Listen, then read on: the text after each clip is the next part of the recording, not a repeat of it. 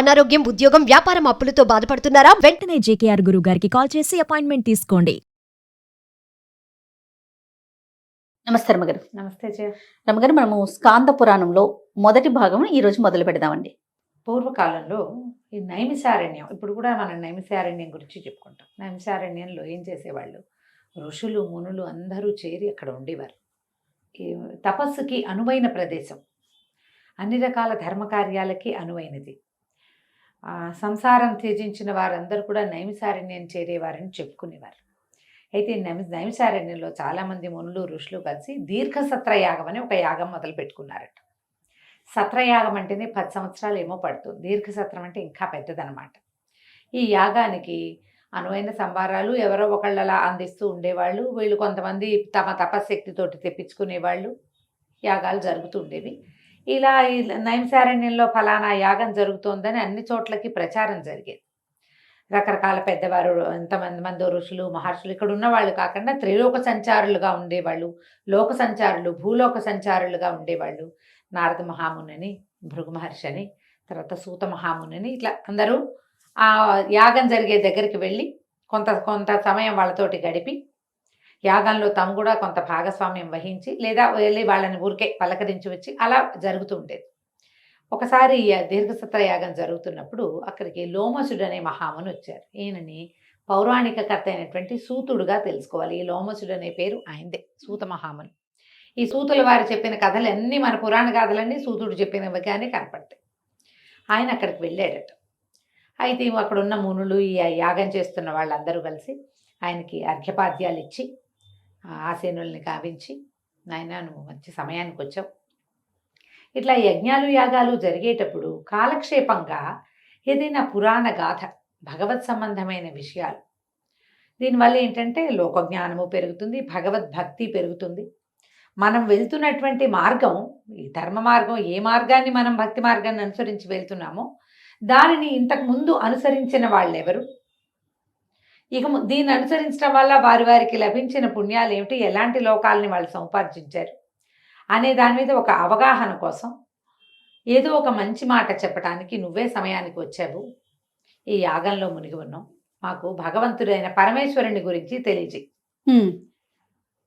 శివుడు అనగానెవడు, ఆయన శక్తియుక్తులేంటి, శివారాధన వల్ల ఫలితం ఏమిటి, అసలు శివుడు అన్నవారు ఏం చేయగలడు, ఆయన ఓ శివాలయ సందర్శనం వల్ల ఏం జరుగుతుంది, శివాలయ సమ్మార్జనం వల్ల ఏం లభిస్తుంది, ఆయన కోసం ఒక ఆరాధన చేసాం, ఒక అభిషేకం చేసాం, ఓ పూజ చేసాం, ఏం చేస్తే ఏం లభిస్తుంది, శివుడు ఎంత సులభుడు, ఎన్ని విధాలుగా మనం ఆయన్ని చేరుకోగలుగుతాం అని ఈ విషయాలన్నీ మాకు తెలియచేయి.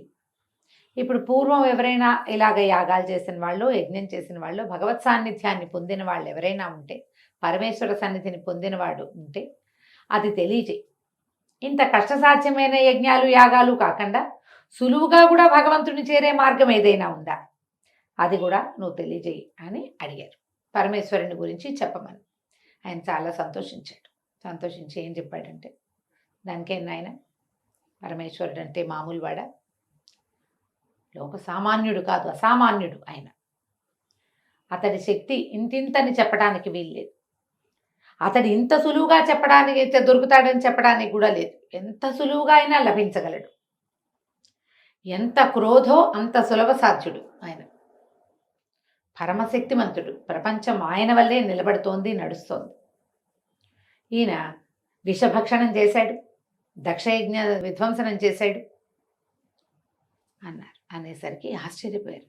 విషభక్షణం చేశాడు ఆ పరమేశ్వరుడు, వాళ్ళకి తెలియదు అనమాట. అప్పుడు దక్షయజ్ఞ వినాశనం అంటున్నావు, యజ్ఞ భర్త కదా పరమేశ్వరుడు అంటే, యజ్ఞభర్త, యజ్ఞకర్త, ఆయనే యజ్ఞ పురుషుడు, భగవంతుడే కదా యజ్ఞానికి మూల పురుషుడు. ఆయన ఒక యజ్ఞాన్ని పాడు చేయటం ఏమిటి, ఇది ఎట్లా జరిగింది, ఈ దక్షుడు ఎవరు అని వివరంగా, కొంతమందికి తెలుసు దక్షుడు ఎవరు, కొంతమందికి తెలియదు. అప్పుడు ఆయన ఎవరు, ఈ కథాంశాన్ని వివరంగా చెప్పమన్నారు. చెప్పమంటే అప్పుడు ఈ సూత మహాముని శౌనకాది మునులు ఉన్నారో లేదో అక్కడ ఉన్న మునులందరికీ ఈ వాక్యాలు చెప్తున్నారు. మీరు కార్తీక పురాణం కానీ మాఘ పురాణం కానీ ఏమైనా శ్రద్ధగా వింటే, శౌనకాది మునులు అడగగా సూత మహాముని ఇలా తెలిపాడు. అవును, ఇదే వింటాం మనం. మొట్టమొదటి వాక్యాలు అవే ఉంటాయి. అవును. ఎందుకంటే ఈ సూత మహామునే ఎన్నో పురాణాలు ఎవరెవరి వద్ద నుంచో విని తను తెలుసుకుని పూర్వం ఈ విషయాన్ని వీళ్ళకి చెప్పారు, వాళ్ళు నాకు చెప్పారు, నేను మీకు చెప్తున్నాను అంటాడు. ఇప్పుడు ఇందులో ఒక ప్రత్యేకమైన విషయం మనం గమనించాల్సింది ఏంటంటే, సూత మహాముని మహాతపస్వి. ఆయన ఇంకోళ్ళ దగ్గర విని వీళ్ళకి చెప్తున్నాడు. మామూలుగా లోకంలో వినేవాళ్ళు ఎవరుగా ఉంటారు? శిష్యులుగానే ఉంటారు. అంతేగా, గురువుగా ఉన్నట్టుగా మనం చూస్తామా? ఎక్కడా చూడం. గురువైన వాడు వింటాడని మనం అనుకోగలమా అసలు? ఈయన్ని, ఈ సూత మహామునిని, ఈయన నైమిషారణ్యంలోకి రాగానే వాళ్ళందరూ కాళ్ళు పట్టుకుని కాళ్ళు కడిగి మంచినీళ్ళు ఇచ్చి కూర్చోబెట్టి ఇంతమంది చుట్టూతా చేరి అయ్యా ఏదైనా మంచి మాటలు చెప్పు అని అడుగుతున్నాడంటే ఆయన మహాగురు. కానీ ఈయన వినయంగా శ్రద్ధగా ఎవరి దగ్గర విని వీళ్ళకి చెప్తున్నాడు. ఎంత గురువైనా శిష్యుడిగా ఉండాల్సిందే. ఈ పురాణాల్లో మొట్టమొదట నేర్చుకోవాల్సింది ఏంటంటే, నాకు వచ్చు, నాకు తెలుసు, నాకు ముందే తెలుసు, నాకు ఎప్పుడో తెలుసు అనకూడదు. మనకి తెలియంది ప్రతిదీ మనం వినవలసిందే. నిత్య విద్యార్థిగానే ఉండాలి. అది సూతుల వారి దగ్గర నుంచి మొట్టమొదట పురాణంలో చెప్పబడిన విషయాల్లో నేర్చుకోవాల్సిన మొదటి విషయం ఏంటంటే, నీకు ఎంత వచ్చినా ఎంత తెలిసినా నీకు తెలియని దానిని ఇతరుల వద్ద నుంచి ఇంకొకరి వద్ద నుంచి నువ్వు తెలుసుకోవాలి. నీకు తెలుసున్న దానిని ఎలా తెలుసుకున్నావో యథాతథంగా అదే విధంగా తెలియజేయాలి. మొట్టమొదట పురాణం వల్ల వచ్చే పాఠం ఏమిటి? ఇది. నువ్వేదైనా ఒక కథ విన్నావు, ఆ కథని చక్కగా చెప్పు. ఇతరులకు ఎవరైనా అడిగితే చెప్పు. ఏదో అప్పుడు విన్నా, నాకు జ్ఞాపకం లేదండి, ఇలాంటివి చెప్పకూడదు. అప్పుడు ఇలా చెప్పినట్టు జ్ఞాపకం, నేను ఇది విన్నాను, ఇది నాకు తెలుసు, ఫలానా వారు ఫలానా వాళ్ళకి చెప్పారు, వాళ్ళు నాకు చెప్పారు, నేను మీకు చెప్తాను. ఈ కామన్ సెంటెన్స్ అన్నమాట. ఇది సాధారణ వాక్యంగా ఇదే కనపడుతుంది మనకి. అప్పుడు ఈయన చెప్తున్నారు, దక్షుడు ప్రజాపతి, బ్రహ్మదేవుడి నుంచి జన్మించినవాడు. అయితే దక్ష ప్రజాపతికి దాక్షాయణి సతీదేవి అని ఒక కుమార్తె ఉంది. ఆయనకి చాలామంది కుమార్తెలు ఉన్నారు. సతి యొక్క గుణాధిక్యత వల్ల బ్రహ్మదేవుడు ఏమన్నారంటే, ఈ సతీదేవిని దాక్షాయణిని పరమేశ్వరుడికి ఇచ్చి వివాహం చేయమన్నారు.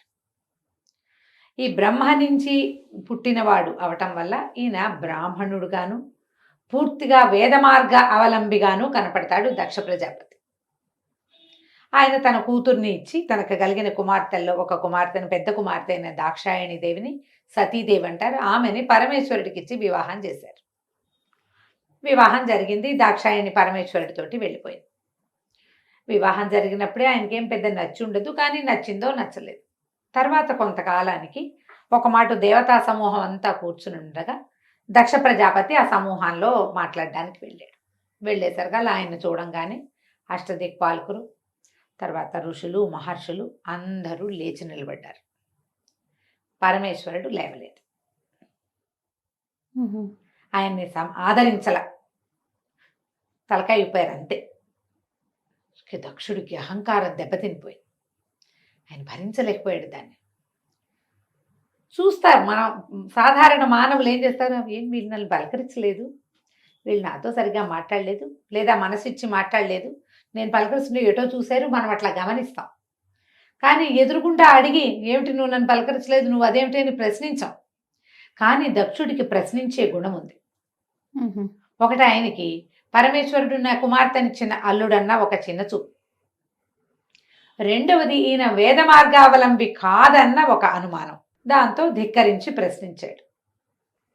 ఏమిటి నీ పద్ధతి ఏమిటి, నువ్వేమిటి, ఈ భూతగణాలు ఏమిటి, నీ వస్త్రధారణ ఏమిటి, నువ్వెవరివి అసలు, నీకు మర్యాద లేదు, నీకు అది లేదు, ఇది లేదు, నువ్వు మర్యాద కలిగిన వాడివి కాదు, భూతగణాలను వేసుకుని తిరుగుతావు, నీ వస్త్రధారణ ఏమీ బాగుండదు, బ్రహ్మదేవుడు నన్ను బలవంత పెట్టి నా కూతురిని నీకు ఇప్పించాడు, కానీ నువ్వు నా కూతురికి తగిన వాడివి కాదు,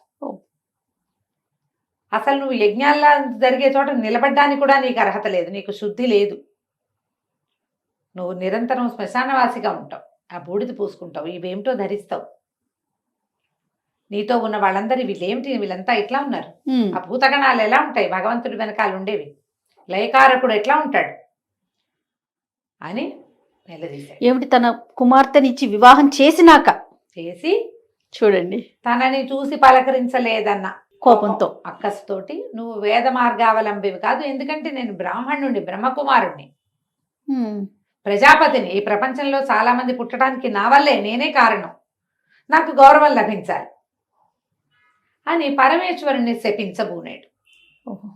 నీకు ఇంకా యజ్ఞాల్లో భాగస్వామ్యం లేదు, వీళ్ళెవరు నిన్ను గౌరవించరు, నువ్వు ఇది దుర్భాష ఏదైనా సరే.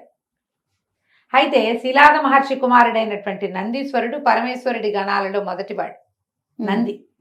ఆయన ఉగ్రుడుగా లేచాడు. నువ్వు ఏమిటి శపిస్తావు, నువ్వెవరివి, నువ్వు కూతుర్నిచ్చి వివాహం చేశావు, మామవి నువ్వు, ఆయనకి కులం లేదు జాతి లేదు అంటానికి మరి నువ్వు నీ కుమార్తెనిచ్చావంటే తండ్రితో పితృపంచకంలో వాడివి నువ్వు. పైగా పరమేశ్వరుడు ప్రపంచానికి భర్త, ఆయన ఈ ప్రపంచం అంతా ఆయనతోటి నడుస్తుంది. రుద్రుడు లేని ప్రపంచం ఉందా?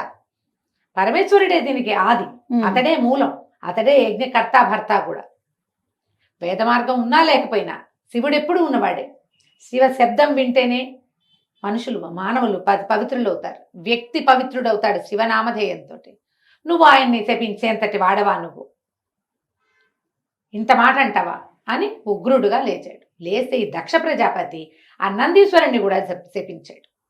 ఈ గణాలందరికీ ధూర్తులు, వీళ్ళు సరైన వాళ్ళు కాదు, కాలముఖులైపోతారు, నల్లటి వాళ్ళు అయిపోతారు వీళ్ళు, మీరందరూ కొంతమంది అలా అయిపోతారు, కొంతమంది ఇలా అయిపోతారు, నానా రకాలుగాను శపించారు. నందీశ్వరుడు కూడా ఊరుకోకుండా నువ్వు ఇంత బ్రాహ్మణుడు అని నీ గొప్ప అయితే బ్రాహ్మణులు యాచనకి పూంతారంటాడు అని చెప్తాడు. ఇతరులు ఇచ్చే దానికోసం పనిచేస్తారు, మీరు నీ జాతి ప్రకారం చెయ్యవు, ఎవరో ఒకళ్ళకి కోసం నువ్వు యజ్ఞం చేస్తావు, వాడిచ్చే దక్షిణ తీసుకుంటారు మీరు కూడా అని బ్రాహ్మణ జాతినే శపించాడు నందీశ్వరుడు. ఎవరు తగ్గలేదు.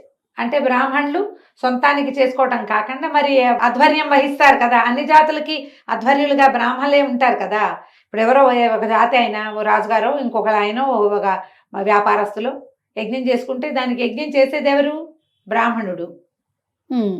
ఇప్పుడు ఆయన ఇచ్చే దక్షిణ తీసుకోవాల్సిన వాడెవడు? అలాగే జరిగిందా? ఆ విధి అప్పటి నుంచి వచ్చింది నందీశ్వర శాపంతో.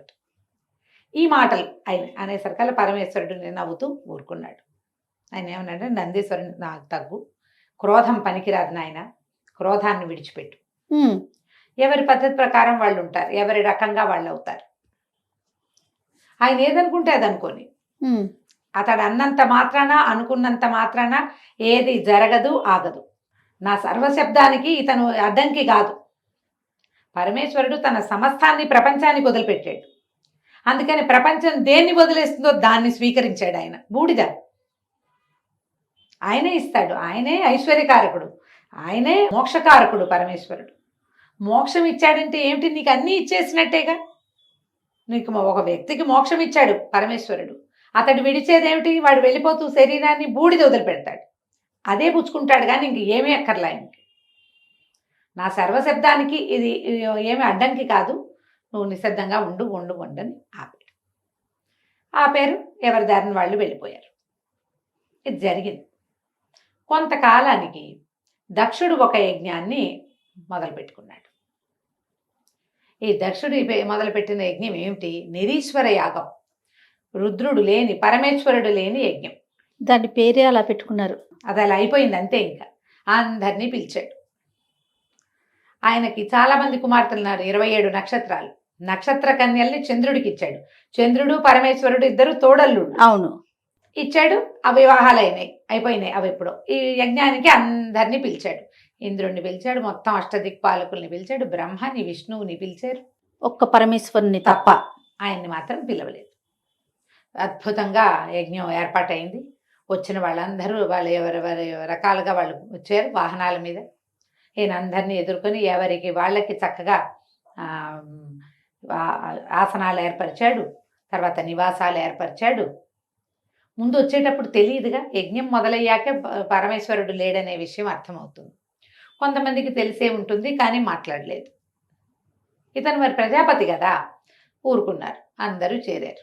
అందరూ చేరుతుంటే జరుగుతోంది ఇట్లా. ఇది పరమేశ్వరుడికి తెలియకుండా ఎలా ఉంటుంది? ఆయన సర్వజ్ఞుడు కదా, ఆయన భూతగణాలతో పరివేష్టితుడుగా ఉన్నాడు. ఆ సమయంలో దాక్షాయణి తన చెలికత్తెలతోటి కొంతమందితో కలిసి ఆవిడేదో కందుకు క్రీడ బంతి ఆడుకుంటోంది. ఈ ఆటలు ఆడుకుంటుంటే హిమోత్పర్వత ప్రాంతాల్లో చంద్రుడు రోహిణి కలిసి వెళ్తున్నారు. వీళ్ళిద్దరూ ఎక్కడికి వెళ్తున్నారు అనేది ఆవిడకి అర్థం కాదు. తన చెలికత్తెలు జయా విజయ అని చెప్తారు ఇద్దరు. ఈ విజయను పిలిచి, విజయ, చంద్రుడు రోహిణితో కలిసి ఎక్కడికో వెళ్తున్నాడు, అతడు ఎక్కడికి వెళ్తున్నాడో కనుక్కో. వెళ్ళింది విజయ. ఎక్కడికి వెళ్తున్నారు అంటే, దక్ష ప్రజాపతి యజ్ఞం చేస్తున్నాడు, ఆయన రమ్మన్నాడు, భార్యా సమేతంగా రమ్మన్నారని యజ్ఞానికి వెళ్తున్నామని చెప్పారు. ఈమె ఆశ్చర్యపోయింది దాక్షాయణి. అట్లా ఎట్లా? నా తండ్రి యజ్ఞం చేస్తుంటే నన్ను పిలవద్దా? నా భర్త యజ్ఞకర్త కదా, వారిని పిలవద్దు? మాకు ఆహ్వానం రాకుండా ఆయన మీద అలంకారంగా ఉండేటువంటి చంద్రుడికి వెళ్ళటం ఏమిటి? ముందు ఆహ్వానం ఎట్లా వెళ్ళింది? ఈవిడ గబగబా ఇవి వదిలిపెట్టి పరమేశ్వరుడి దగ్గరికి వెళ్ళింది. ఆయన భూతగణాలతో పరివేష్టితుడుగా ఉన్నాడు. ఈ గణాలు సామాన్యంగా ఉండవట, అసలు స్కాందంలో వర్ణిస్తారు. మామూలు వాళ్ళు కాదుట. కొంతమందికి తలలు లేవు, శరీరాలు సరిగ్గా లేని వాళ్ళు, అవన్నీ భూతగణాలు స్వామిని సేవిస్తూ ఉంటాయి. ఆయన పెద్ద సింహాసనం మీద కూర్చుని ఉంటాడు పరమేశ్వరుడు. ఎంతమందో మునులు, ఋషులు, గణాలు, ఎన్ని భూతగణాలన్నిటితోటి సేవింపబడి ఉన్న సభలోకి దాక్షాయణి వెళ్ళిందట. వెళ్తే దగ్గరికి తీసుకుని ఒళ్ళో కూర్చోబెట్టుకున్నట్టు. ఏమిటి, ఎందుకమ్మా ఈ సమయంలో ఎందుకు వచ్చావు నువ్వంటే, నా తండ్రి ఒక యజ్ఞం చేస్తున్నాడు, మనం వెళ్ళాలి కదా, నువ్వు లేకుండా అతను యజ్ఞం ఎలా చేస్తాడు, మనం వెళ్ళవలసిందే, ఆ యజ్ఞం ఏమిటో చూడాలి, వెళ్దామంది. ఈయన అన్నాడు, అమ్మా పిలవని చోటికి వెళ్ళకూడదు. ఇప్పుడు పిలిచిన వాళ్ళందరూ వెళ్ళారు. ఎవరైతే పిలవని చోటికి వెళ్తారో వాళ్ళు అవమానాలు పాలవుతారు, అవమానపడతారు. మనకెందుకు అవమానం? పిలిస్తే వెళ్దాం, మనకి ఆహ్వానం రాలేదు కాబట్టి వద్దన్నాడు. ఆవిడికి నచ్చల. అసలు పరమేశ్వరుడు లేని యజ్ఞం ఏమిటి? నా తండ్రి ఇలాంటి అవజ్ఞకి ఎట్లా పూనుకున్నాడు? నిన్ను భగవంతుడిగా గౌరవించాలి, ఒకటి సర్వేశ్వరుడిగా గౌరవించాలి, కుమార్తెనిచ్చిన అల్లుడిగా గౌరవించాలి, రెండూ చేయడా? పోనీ కుమార్తెను వదిలిపెట్టు, సర్వేశ్వరుడు లేని యజ్ఞం ఏమిటి? అది నా తండ్రి ఇంత పని ఎందుకు చేశాడో నేను వెళ్ళి కనుక్కోవాల్సిందేనన్నదా. ఏమైనా సరే నేను వెళ్ళాల్సిందేనని పట్టుపట్టింది. అనేసరికల్లా సరే నీ మనసు అయితే వెళ్ళిరా, భూతగణాలని నీతో పాటు తీసుకెళ్ళు, గణాలతో పాటు వెళ్ళు, ఈ నందిని అధిరోహించి వెళ్ళమన్నాడు. నందీశ్వరుణ్ణి ఎక్కి దాక్షాయణి 60,000 గణాలతోటి తరలి వెళ్ళిందట యజ్ఞానికి. వీళ్ళంతా వచ్చారు. వచ్చేసరికి యజ్ఞం హడావిడిగా ఉంది. పెద్ద యజ్ఞశాల, తల్లిదండ్రి యజ్ఞానికి అవసరమైన వస్త్రధారణలో ఉన్నారు. ఆసనాల మీద కనపడుతున్నారు ఒక్కొక్కళ్ళు. బ్రహ్మ, విష్ణు, మహేశ్వరుడు. మహేశ్వరుడు లేడు, బ్రహ్మ, విష్ణువు, ఇంద్రుడు, దిక్పాలుడు, అందరూ మహర్షులు, ఎంతమందో. వీళ్ళందరూ కూర్చున్నారే, పరమేశ్వరుడు లేని యజ్ఞం ఏమిటి? ఆమె నిలదీసి అడిగింది తండ్రిని, నువ్వు పరమేశ్వరుడు లేని యాగం ఎట్లా సంకల్పించావు అంటే, నిరీశ్వర యాగమే సంకల్పించాను, అతను నా వల్ల శాపం పొందాడు పరమేశ్వరుడు, అతనికి సరైన కులగోత్రాలు లేవు, నేను పొరపాటున బ్రహ్మగారి మాట విని నిన్ను అతనికి ఇచ్చి వివాహం చేశాను, నా పొరపాటు జరిగింది, నువ్వు ప్రాణం వదిలేసి, నా వల్ల పొరపాటు అయింది, నేను అతనికి ఇచ్చి వివాహం చేసి ఉండకూడదు, అతనిని నేను గణించను అని చెప్పాడు. ఈమె అక్కడ ఉన్న వాళ్ళందరినీ నిలదీసింది. బ్రహ్మదేవుడిని అడిగింది, పంచముఖుడుగా ఉన్న నువ్వు పరమేశ్వర క్రోధం వల్ల చతుర్ముఖ బ్రహ్మవయ్యావు, నీకు తెలియదా పరమేశ్వరుని శక్తి అని ఒక్కొక్కళ్ళని ప్రశ్నించింది. విష్ణువుని కూడా అడిగింది. విష్ణు, ఈయన పరమేశ్వరుడు లేని యజ్ఞానికి ఎలా వచ్చావు నువ్వు? పూర్వం జరిగినవన్నీ మర్చిపోయారా మీరు? పరమేశ్వరుడు లేని యజ్ఞం ఏమిటి అని గట్టిగా నిలదీస్తే ఆయన అమ్మాయిని, ఆవిడ్ని కేకలేశాడు. ఈ పరమేశ్వరుడు, నువ్వు చెప్పుకుంటున్నావు కానీ అతను సరైన వాడు కాదు, కులగోత్రాలు లేవు, అతనికి తండ్రి పుట్టుక కారణం ఏమిటో తెలీదు, అతను ఎట్లా పుట్టాడో తెలీదు, అతను నివసించే స్థానం సరైంది కాదు, అతను వేదబాహ్యుడు, వేదంలో చెప్పబడినవేవి అతను చేయడు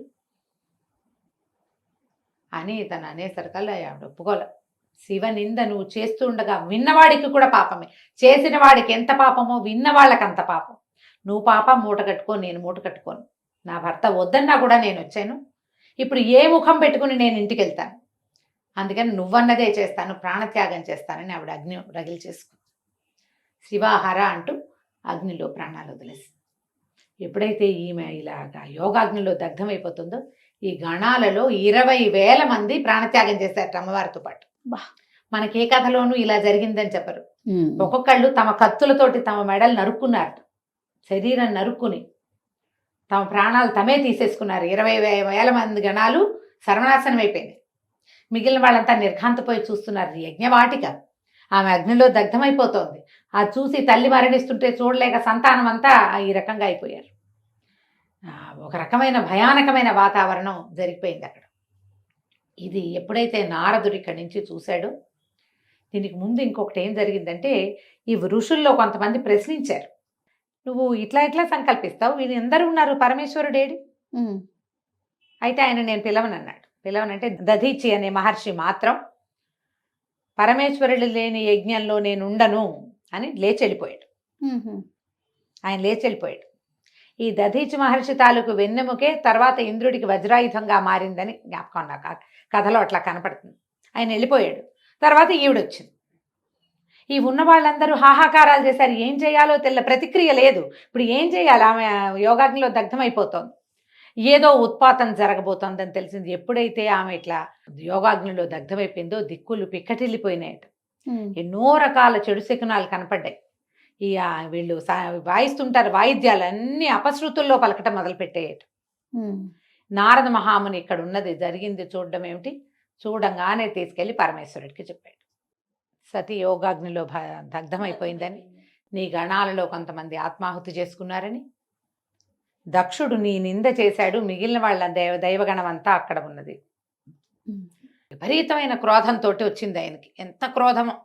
తనని తిట్టి, తనని అవమానించి, తనని శపించి, గణాలని శపించినా కూడా కోపం రాని పరమేశ్వరుడికి సతీ వియోగంతో వచ్చింది దుఃఖం. ఆయనకి విపరీతమైన కోపం వచ్చింది. తన జటలలో ఇంచి ఒకదాన్ని పెరికి ఈ పర్వతం కేసి కొట్టాడట. ఆ కొట్టేసరికల్లా అందులో ఇంచి పెళపెళ ఆవిర్భావాలతోటి ఈయన వీరభద్రుడు, భద్రకాళి ఇద్దరు జన్మించారు. ఆమె ఎన్నో భూతకోటితోటి వచ్చిందట. ఎన్నో భయంకరమైన భూతాలు పుట్టినాయట ఆమెతో పాటు. ఈ వీరభద్రుడు ఎన్ని చేతులో, త్రినేత్రుడు, సహస్రబాహువుగా జన్మించాడు ఆయన. 1000 చేతులు, 3 కళ్ళు. అసలు మామూలు కాదు ఆ స్వరూపం. భయం వేసేలాగా భయానకంగా ఉంది. ఆయనతో పాటు ఎన్ని రకాల శక్తులు, 1000 గుర్రాలు, కొన్ని 100 సింహాలు ఈయనతో పాటు ఆ రథాన్ని లాగేయట, అతనున్న రథాన్ని. ఏమిటి ఆజ్ఞ ప్రభు, ఏం చేయమన్నావంటే, దక్షయజ్ఞం వినాశనం చేయి నువ్వు. దక్షుడి వల్ల దాక్షాయణి అంతమైపోయింది. ఆమె వియోగం సహించలేకపోతున్నాను, దక్షుణ్ణి నాశనం చేయమని ఆజ్ఞించాడు. ఇక ఈ మొత్తం గణాలన్నీ అటెళ్ళినాయి. మనం స్కాంద పురాణం చెప్పుకుంటున్నాం. మొదటి భాగం చెప్పుకున్నాం, రెండో భాగంలో ఉన్నాం. పరమేశ్వరుడి ఉగ్రత నుంచి వీరభద్రుడు, భద్రకాళి జన్మించారు. కాళీ జన్మించారు కదా. ఆయన క్రోధం నుంచట 100 రకాల జ్వరాలు, సన్నిపాతాలు పుట్టినాయట, జబ్బులు. అవన్నీ ప్రపంచం మీద పడ్డాయి. జ్వరం పుట్టింది భగవంతుడి కోపం, శివుడి కోపం నుంచి పుట్టింది. అదంతా మొత్తం ఆ జ్వరం అట్లా ప్రపంచం మీదకి వెళ్ళిపోయింది అనమాట. సన్నిపాతాలంటే ఒక రకమైన మూర్ఛలు లాంటివి. సన్నిపాత జ్వరం అంటారు, సన్నిపాత రోగి అంటారు. వాళ్ళ ఒళ్ళు తెలియనితనమో ఏదో ఉంటుంది. అదేనండి. ఆ సన్నిపాతాలు కూడా వెళ్ళిపోయినాయట. ఈయనకి ఆజ్ఞ ఇచ్చాడు, దక్షాధ్వరాన్ని సర్వనాశనం చేసి రమ్మని. ఇక ఆయన బయలుదేరాడు. సహస్రబాహులు కలిగిన వీరభద్రుడు. ఆయనకి గుర్రాలతో పాటు సింహాలు కూడా లాగుతాయట ఆయన రథాన్ని. అక్కడి నుంచి కవచాలు ధరించినటువంటి సింహాలు, తర్వాత మొసళ్ళు, ఏనుగులు, ఇవన్నీ కూడా ఆయనతో పాటే. అక్కడి నుంచి గణాలందరూ రుద్రగణం మొత్తం ఎట్లాంటిది, ఒక్కొక్కళ్ళట మహేశ్వర స్వరూపాలట, 5 ముఖాలు ఉన్నవాళ్ళు, పాముల్ని ధరించిన వాళ్ళు. పరమేశ్వరుడు ఎట్లా ఉంటారో అట్లా ఉంటారు, పరమేశ్వరుడు లాగా కనపడతారు. ఇదంతా పెద్ద సమూహం.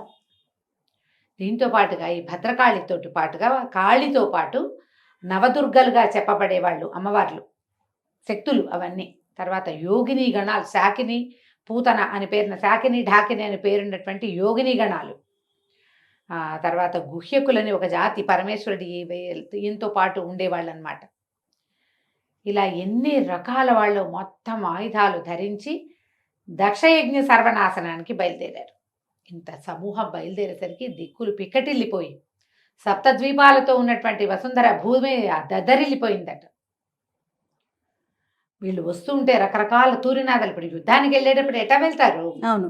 భేరీ నినాదాలు, ఓహో మోత, దిక్కు నుంచి ఇసుక వర్షం కురిసిందట దక్షాధ్వరంలో, ఎక్కడి నుంచో మేఘాల్లో నుంచి నెత్తురు వర్షించింది, ఉణికిపోతున్నారు. ఇక్కడ జరిగిందే ఒక విపరీత చర్య, ఆమె కాలిపోయింది, కాలిన ఆమె దేహం అక్కడ. ఈ 20,000 మంది గణాలు దుఃఖంతో ఆత్మాహుతికి పాల్పడ్డాయి. ఇంకొక 30-40 వేల మంది ఉన్నారు అక్కడ, వాళ్ళందరూ ఏడుపులు గందరగోళం, ఏం చేయాలో తెలీదు. ఋషులు మహర్షులు ఎటు పారిపోవాలో తెలియకుండా ఉన్నారు. ఎప్పుడైతే ఈ దిక్కులు పిక్కటిల్లేలాగా ఈ శబ్దాలు వినపడుతున్నాయో, దీనికి యుద్ధానికి వీళ్ళు వచ్చేస్తున్నారు, రుద్రగణాలు వస్తున్నాయని తెలిసేసరికల్లా ఈయన పరిగెత్తుకుంటూ వెళ్ళి విష్ణుమూర్తి కాళ్ళు పట్టుకున్నాడు. దక్షుడు నన్ను రక్షించు, ఇక్కడ ఏదో జరగబోతోంది. రుద్రుడు ఆగ్రహావేశాలతోటి ఏదో చేయబోతాడు నన్నంటే, ఆయన అన్నాడు విష్ణుమూర్తి, నిన్ను ఎట్లా రక్షించాలి, నువ్వు చేసిందే తప్పు. రుద్రుడు శివుడు లేని యజ్ఞం ఏమిటి అసలు, నువ్వు అది సంకల్పించావు, ఎవడి కర్మకి వాడే కర్త కదా, నువ్వు చేసిన పని తప్పు, తప్పుకి ఫలితం అనుభవించి తీరవలసిందే, ఎవ్వరినీ కర్మ వదిలిపెట్టదు, నువ్వు చేసిందే తప్పు, నేను నీకే సహాయము చెయ్యలేను. ఇక బతిమలాడాడు ఋషుల్ని, మాల్ని, దేవాదుల్ని, అందరినీ, నన్ను రక్షించండి, నన్ను రక్షించండి అని. ఏం రక్షిస్తారు, ఎవరు రక్షిస్తారు? కాకపోతే ఈ యుద్ధానికి సన్నద్ధంగా ఇన్ని సేనలు, కోట్ల కొద్దీ రుద్రగణాలు వచ్చేసేసరికల్లా దేవతలకు కూడా ఒక రణోద్రేకం కలిగింది. తమ మీదకే కదా యుద్ధము, తాము ఎక్కడికి వచ్చారో అక్కడికి యుద్ధం వస్తోంది. ఏదో చెయ్యాలని వీళ్ళందరూ ఏం చేశారు, ఆయుధ స్వీకారం చేసేసారు. ఆయుధాలు ఎత్తారు, ఎవరి వాహనాన్ని వాళ్ళు పిలుచుకున్నారు. అక్కడేమో పెద్ద మనుషుల్లా కూర్చున్నారు ముందు యజ్ఞానికి. ఎప్పుడైతే యుద్ధము వెనకాల నుంచి మామూలుగా యుద్ధ భైరీలు వినేసరికల్లా వాళ్ళు ఎవరో మన మీద పడుతుంటే మనం చచ్చుకుచ్చుగా ఎందుకు కూర్చుంటాం, మనము లేమో, మనకందరికీ శక్తులు ఉన్నాయి, ఎవరి శక్తి వాడిది కదా. దేవగణాలు కూడా మేమేం తక్కువ, రుద్రగణాలు ఇవి కపాలాలు పట్టి శ్మశానాల్లో తిరిగేవి, ఇవి గణాలు యుద్ధానికి వస్తే మేమందరం దైవగణం కదా, వరాలు ఇవ్వగలిగే వాళ్ళం మేము తక్కువ కాదు. వీళ్ళంతా లేచారు. ఈ యుద్ధానికి సన్నద్ధం అవుతున్న వాళ్ళని చూసి విష్ణుమూర్తికి నవ్వొచ్చింది, కానీ ఆయన ఏం మాట్లాడలే, నిశ్శబ్దంగా ఉన్నాడు. కానీ దక్షుడు బతిమలాడుతూనే ఉన్నాడు, నన్ను రక్షించు, నన్ను రక్షించను. అక్కడి నుంచి ఈ ఋషుల్లో కొంతమంది భృగు మహర్షి వాళ్ళు ఏం చేశారు, కొంతమంది వీళ్ళని ఉద్రేకపరిచారు, యుద్ధం చేయవలసిందేనని. దాంతో వీళ్ళు వాళ్ళు పోరాటం జరిగింది. వచ్చి ఆయన అందరినీ అణిచేయటం కాదు, వీళ్ళు పడ్డారు వాళ్ళ మీద. ఇద్దరు యుద్ధం చేశారు, ఆ సేన ఈ సేన. కొన్ని గణాలు పోయినాయి, కొంతమంది దేవతలు పారిపోయారు, వీళ్ళు నలిగారు, వాళ్ళు నలిగారు. ఋషులు మహర్షులు వాళ్ళందరూ భయభ్రాంతులకి గురై, వాళ్ళకేం తెలుసు, వాళ్ళకి ఏమేం తెలియవు, యుద్ధాలు తెలియవు కదా. వాళ్ళు కొంతమంది భయభ్రాంతులై ఏ పక్కకి పారిపోవాలో తెలియక, పైగా ఇంత గణాలు వస్తూ ఉంటే పారిపోయినంత మంది పారిపోయారు ముందు. కొంతమంది దిగంతాలకు పారిపోయి ఆ దిగ్దంతుల వెనకాల అవి ఏనుగులు ఉంటాయి కదా, దిక్పాలక వాటి ఏనుగుల వెనకాల నిలబడి చూస్తున్నారు ఏం జరుగుతుందో. పారిపోయి తప్పించుకోగలిగిన వాళ్ళు తప్పించుకున్నారు, వెళ్ళిపోగలిగిన వాళ్ళు వెళ్ళిపోయారు, ఉన్నవాళ్ళు యుద్ధానికి దిగారు. ఎంత యుద్ధమో జరిగింది, సమస్తమైన వాళ్ళని అణిచారు వాళ్ళు, ఏ ఒక్కరిని వదిలిపెట్టలా. పోతున్నారు ఇందులో కూడా, గణాలు కొని పోతున్నాయి, దేవతలు కదా అవతలు ఉన్న వాళ్ళు, జరుగుతూనే ఉంది పోరు. ఇక దక్షుడు బతిమలాడి బతిమలాడి బతిమలాడి విష్ణువుని పోరాటానికి సిద్ధం చేశాడు. సిద్ధపడేసరికల్లా ఆయన బయటకు వచ్చాడు, యజ్ఞశాలలోంచి యుద్ధవేషంలో వచ్చాడు బయటికి. వచ్చేసరికల్లా వీరభద్రుడు ఆగి అడిగాడు, మహాజ్ఞానివి పరమేశ్వర విష్ణు, నువ్వు శివుడు లేని యజ్ఞానికి ఎందుకు వచ్చావు అసలు, ఇప్పుడు నువ్వు యుద్ధానికి పూనుకుంటున్నావే, పరమేశ్వరుడు నువ్వు మాకు సమానం, అతన్ని ఎట్లా సేవించాలో నిన్ను కూడా అట్లాగే సేవించాలి. ఇప్పుడు నువ్వు యుద్ధానికి వస్తే నేను యుద్ధమే చేయాలి కదా ప్రభు నీతోటి. నిరీశ్వర యాగం సంకల్పించిన దక్షుడు పిలిస్తే నువ్వు రావటమే కాకుండా అతడి కోసం నాతో యుద్ధం చేస్తావా? దాక్షాయణికి ఏం జరిగిందో నువ్వు చూడలేదా? దక్షుడు ఏ రకంగా శివనిందకి పాల్పడ్డాడో నువ్వు వినలేదా? శివుణ్ణి నిందిస్తే నిన్ను నిందించినట్లే కదా స్వామి, ఎందుకు ఈ యుద్ధానికి వచ్చావంటే ఆయన నవ్వాడట. భద్ర, మేము భక్త సాక్షులం, భక్తుడు భక్త పరాధీనత, దక్షుడు నా భక్తుడు, రమ్మని బతిమలాడాడు, వచ్చాను, రక్షించమని బతిమలాడాడు, యుద్ధానికి వస్తున్నాను. ఇక్కడ శివుడున్నా ఇదే పని చేస్తాడు, యుద్ధమే కదా చేద్దాం పద, మనిద్దరం యుద్ధం చేద్దాం. ఈ లోపల దేవేంద్రుడు వచ్చాడు, దేవేంద్రుడిని చావుచిత కొట్టి మడత పెట్టేశాడు ఈయన వీరభద్రుడు. దేవేంద్రుడు తప్పుకున్నాడు. విష్ణుమూర్తి వీరభద్రుడు యుద్ధం. ఆ వీరభద్రుడు ఎవరు? వీళ్ళిద్దరూ కలిసిన శక్తిలోంచి పుట్టినవాడే కదా. అయినా సరే యుద్ధమే. కొంత పోరు జరిగింది. విష్ణుమూర్తి చక్రాయుధాన్ని ప్రయోగిస్తే అప్పడన్నా వెళ్ళినట్టు నవిలేసి లోపలికి వెళ్ళిపోయింది. వీరభద్రుడు మింగేశాడు చక్రాయుధాన్ని. మింగేశాక ఆయన ఏం చేశాడట, విష్ణుమూర్తి వచ్చి అతని నోటిని నిమిరి, ముఖం మీద నిమిరి చక్రాన్ని బయటికి తీసుకున్నట్టు ఆయన లోపల నుంచి తీసుకుని, ఇంకా ఈ యుద్ధం ఇంకా నేను చెయ్యను, దక్షుడి కోసం చేయగలిగింది చేశా, నేను వెళ్ళిపోతున్నానని తన దారిని తన చక్రాయుధాన్ని తీసుకుని వెళ్ళిపోయాడు. విష్ణువు బయటికి వెళ్ళిపోయాడు ఆయన. ఇక ఇక్కడ ఎవరు మిగిలేరు? దెబ్బలు తగిలిన వాళ్ళు, పారిపోయిన వాళ్ళు, మర్యాదగా వెళ్ళిపోయిన వాళ్ళు వెళ్ళిపోగా దక్షుడు మిగిలాడు. అతని వెళ్ళిపోయి గబగబా ఆ యజ్ఞవాది వేదికి మధ్యలో ఎక్కడో అంతర్భాగంలో దాక్కున్నాడు. అంతర్వేది అని చెప్తారు. ఆ మధ్యలో దాక్కుంటే బయటికి లాగారు. లాగి ఈ గణాలన్నీ కలిసి పట్టుకుని అతని శిరస్సుని ఉత్తరించేశారు. దక్షుణ్ణి మెడ నరికేశారు. పారిపోయిన ఋషులు పారిపోయారు. ఇతను ఏం చేశాడు, ఈ వీరభద్రుడు ఆ దక్షుడి శిరస్సుని ఆ యజ్ఞంలో విసిరేశాడు, అగ్నిహోత్రంలోకి. శిరస్సు కాలిపోయింది. దక్షుడు మొండెం అక్కడ పడింది. చూస్తే ఎక్కడ ఏమీ లేవు, మొత్తం ఖాళీ. చచ్చిపోయిన వాళ్ళు చచ్చిపోయారు, పారిపోయిన వాళ్ళు పారిపోయారు. యజ్ఞం విధ్వంసనం జరిగిపోయింది పూర్తిగా. హాహాకారాలు చేస్తూ మళ్ళీ వెనక్కి తిరిగి పరమేశ్వరుడి దగ్గరికి వెళ్ళిపోయినాయి గణాలన్నీ. ఇక్కడ పని అయిపోయింది. ఇద్దరు కలిసి వెళ్ళిపోయారు. భద్రకాళిని వెంట పెట్టుకుని ఆ యోగిని గణం అంతా, బోళ్ళంతమంది అమ్మవార్లు వచ్చారు, శక్తులన్నీ వచ్చినాయి కదా. మధ్యలో వీళ్ళు చేయగలిగినన్ని ఏ గణాన్ని ఏ మంత్రంతో పడగొట్టాలో వాళ్ళందరినీ పడగొట్టారు. గందరగోళంగా చేయగలిగినంతా చేశారు. అయినా ఏమీ ప్రయోజనం లేదు. ఈ యజ్ఞం ఎవరు మొదలుపెట్టాడో ఆయన కాస్త వెళ్ళిపోయాడు. బ్రహ్మదేవుడు కూడా ఇంటికి వెళ్ళిపోయాడు దుఃఖంతో. ఏమంటారు, పుత్రశోకంతో ఉన్నాడు బ్రహ్మదేవుడు. ఆయన కుమారుడు కదా దక్షుడు, అతడు ప్రజాపతి, మరి ఇంత ప్రపంచాన్ని సృష్టించినవాడు. ఆయన పరమ దుఃఖంతో అట్లా ఉండిపోయాడు. ఏం చెయ్యాలో తెలియక ఆ దుఃఖం పట్టలేకుండా ఉన్నాడు. కుమారుడు కావాలి, అతను ప్రజాపతి, మళ్ళీ ఈ సృష్టి అంతా అతనితో అవ్వాలి. ఆ మొదలుపెట్టిన యజ్ఞం సగంలో ఆగిపోయింది, అది పూర్తి కావాలి. దక్షుడు మరణించాడు. శివక్రోధం తీరిందో లేదో తెలియదు. బాగా ఆలోచించుకొని పరమేశ్వరుడు ఏం చేశాడట, మళ్ళా కైలాసానికి వచ్చాడు. ఎవ్వరు లేరు, కైలాసం నిశ్శబ్దంగా ఉంది. ఏకాంతంగా ఒట్టి నందీశ్వరుడితో ఉన్నట్ట పరమేశ్వరుడు. ఎవ్వరూ లేకుండా, గణాలేమీ లేవు. దాక్షాయణి మరణంతో అనుభవిస్తున్న ఆ దుఃఖంతో ఆయన ఒక్కడే ఉన్నాడు. వెళ్ళి ప్రార్థయపడ్డాడు. 4 ముఖాలు నేల కానించి దండం పెట్టాడట. ఎవరు? బ్రహ్మదేవుడు. బ్రహ్మదేవుడు, నన్ను రక్షించు, కాపాడు, నా కుమారునికి పుత్రభిక్ష పెట్టు, నాకు నేను చేయవలసిన విధి, ఈ సృష్టి వాడి వల్ల, అతడి వల్ల ముందుకెళ్తుంది, పుత్రభిక్ష పెట్టమని పరిపరి విధాలుగా ప్రార్థించాడు. ప్రార్థిస్తే సరే, దక్షుడు ఏమయ్యాడు అంటే, దక్షుడిని సంహరించాం అని చెప్పి వీరభద్రుడట ఆ దక్షుడి బొండాన్ని తీసుకొచ్చి పడేసాడట కైలాసంలో పరమేశ్వరుడి పాదాల దగ్గర. శిరస్సు ఏదిరా అంటే, శిరస్సు లేదు, దగ్ధం చేసేసాం. ఇప్పుడు శిరస్సు ఉన్న వాళ్ళు ఎవరున్నారు అక్కడ అంటే, ఒకే ఒక యజ్ఞ పశువు ఉందట అక్కడ, గొర్రె. యజ్ఞాలకి పశువుల్ని కొన్నిటిని పెడతారు, యజ్ఞ పశువు మాత్రమే ఉంది అక్కడ. మిగిలినవన్నీ సర్వనాశనమే. ఆ యజ్ఞ పశువుని తీసుకొచ్చి, ఈ పశువు ఒక్కటే ఉందని ఆ పశువు తల నరికి ఈ దక్షుడి దగ్గర పడేశాడు. ఇది ఒక్కటే ఉంది జీవించి. ఆ నెత్తురోడుతున్న ఆ శిరస్సుని దక్షుడికి అతికించి అతన్ని బతికించాడు పరమేశ్వరుడు. దక్షుడికి ప్రాణభిక్ష పెడుతున్నాను నేను, అతను లేచి ఈ యజ్ఞం పూర్తి చేయాలి. వికృతాకారంలో ఉంటుంది గొర్రె, కొమ్ములు ఇలా తిరిగి ఉంటాయి, కనుబొమ్మలు కలిసిపోయి ఉంటాయి. అవును, మామూలు మాట రాదు, దాని శబ్దం వేరు కదా. కానీ దక్షుడు అట్లా జీవించాడు. పరమేశ్వరుడు బ్రహ్మకిచ్చిన వరంతో నీ కుమారుణ్ణి బతికిస్తానని చెప్పినందుకు ఈయన్ని బతికిచ్చాడు. ఈ దక్షుడు లేచి నుంచున్నాడు. సిగ్గుపడి పరిపరి విధాలుగా పరమేశ్వరుని ప్రార్థించి ఆ దుఃఖంతో, అవమానంతో మళ్ళీ వచ్చి తన ప్రాంతానికి వచ్చి ఈ దక్షాధ్వరం అంతా మళ్ళీ ఖాళీ చేసుకుని సరి చేసుకుని మళ్ళీ ఋత్వికుల్ని, ఋషుల్ని, వాళ్ళని వీళ్ళని అందరినీ పిలిచి యజ్ఞం పూర్తి చేసుకున్నాడు. మరి పూర్తి చేయాలి కదా. అప్పుడు ఈ యాగాన్ని ఈయనకి యజ్ఞభర్త అయినటువంటి పరమేశ్వరుడికి ఇది ఇచ్చాడనమాట. వీళ్ళు ఏమిటి, విష్ణువు, శివుడు. స్కాందంలో ఎంత ప్రత్యేకంగా వాక్యాలతో చెప్తారంటే, వీళ్ళిద్దరూ ఒకటే, శివకేశవుల అభేదం చెప్తారు.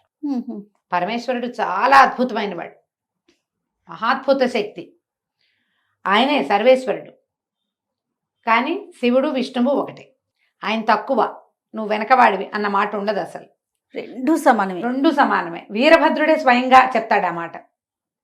ఆయన ఎట్లా సేవించాలో నిన్ను కూడా అట్లాగే సేవించాలి. ఆయనంతో నువ్వు అంతే. నీతో పోరాడితే ఆయనతో పోరాడినట్టే. ఇప్పుడు మనం మనుషులం ఎంత తెలుసుకోవాలి మరి? ఎంతో స్పష్టంగా చెప్పబడుతుంది. దక్షాధ్వరం పూర్తవుతుంది. అయితే సాధారణంగా మనం వినే కథలు ఏమిటి, ఈ దాక్షాయణి శరీరము, ఆ శరీర భాగాలు పడ్డం. ఈ స్కాందంలో అలాంటి వివరం చెప్పల, ఈ లైన్లో చెప్పల, తర్వాత ఎప్పుడో అది చెప్పుంటారు. ఈ లైన్ ప్రకారం ఏంటంటే దక్షయజ్ఞం పాడవటం, మళ్ళీ దక్షుడు పునరుజ్జీవితుడై దాన్ని పూర్తి చేయడం, ఆ యజ్ఞం పూర్తి చేసుకుని మళ్ళీ అతను ప్రజాపతిగానే ఉండటం. ఈ రకరకాల దేవతా గణాలందరూ కూడా వీరభద్రుడితోటి పోరాడారు. అంటే ఈ పోరాడితే ఎవరితో పోరాడినట్టు?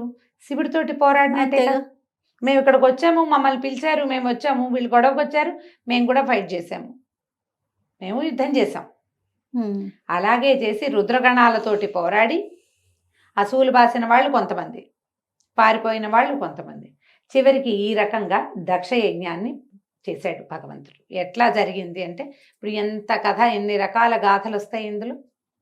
వీరభద్రుడి జననం ఇవన్నీ ఉన్నాయి. మళ్ళీ అక్కడి నుంచి పరమేశ్వరుడి క్రోధం నుంచి ఎన్నో జ్వరాలు సన్నిపాతాలు. దేవ వైద్యులైన అశ్విని దేవతలు కొంతమంది మహర్షుల సహాయంతో ఈ జ్వరాలన్నిటికీ వైద్యం కనిపెట్టారు. పరమేశ్వరుడి కోపమే మనకు జ్వరం వచ్చిందంటే శివుడి కోపం. ఈ కథలు పురాణంలో అట్లా చెప్తారు. వాళ్ళు కొన్ని మంత్రాలతోటి, కొంతమంది దేవతల సహాయంతో, మహర్షుల సహాయంతో ఈ లోకంలోకి విడవబడినటువంటి ఈ జ్వరాలని, సన్నిపాత లక్షణాలని అన్నిటినీ సరిచేసి వాటికి వైద్యాన్ని కనిపెట్టి, ఆల్రెడీ అంతకుముందు ఈ వెళ్ళిపోయిన జ్వరాలు ఎవరెవరిని పట్టి పీడిస్తున్నాయో ఇప్పుడు ఆయన కోపంతో వీరభద్రుడు వచ్చాడు, వీరభద్రుడితో పాటు ఇవి వచ్చినాయి. వీరభద్రుడు కొట్టిన వాళ్ళని వీరభద్రుడే కొట్టాడు అంతే. జ్వరం కొట్టిన వాళ్ళు జ్వరంతో కొట్టబడ్డారు. వాళ్ళందరినీ కూడా రక్షించారు. మళ్ళీ వీళ్ళల్లో కొంతమంది గాయాలు తగిలిన వాళ్ళు రక్షింపబడ్డారు. పరమేశ్వరుడు తపస్సుకు వెళ్ళిపోయాడు. అటు పిమ్మట ఏం జరిగింది అనేది మనం తర్వాయి భాగంలో తెలుసుకుందాం. ఇక్కడికి ఇక ఈ మొట్టమొదటి ఖండంలో చెప్పబడినటువంటి పరమేశ్వరుని యొక్క గొప్పతనం కథ ఇది ప్రత్యేకమైనది అన్నమాట. ఈ దక్షాధ్వరం గనక ఎవరైనా వింటే చేయకూడని తప్పులు చేసిన వాళ్ళకి ఆ పాపం నుంచి విముక్తి లభిస్తుందట.